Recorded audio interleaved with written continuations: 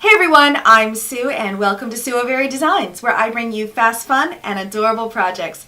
Today I'm really excited because I get to share with you an event that's coming up in March 2019. The event is in Fresno, California at Authorized Back and Sew. I'll be doing a 3-day event. Day 1 will be trunk shows. We're going to be talking about all of my top products and the things that I love about them, some tricks and tips, and then we're going to dive right into, of course, my favorite topic, which is notions. There's going to be a presentation on does this notion really work? So I'm excited about sharing that with you, and I'm basically going to show you my top 20 notions that are my absolute favorites, why they are my favorites, and of course, how to use them. The first day is going to actually be 2 projects. We're going to be making the pot holder in the hoop and the skillet cover. Both of them are paper pieced and they both include a little touch of cork. Lots of tricks, lots of tips, lots of fun. And of course, when you're finished, you're going to leave with both of these projects. The other day of hands-on fun is going to be creating the color wheel clutch.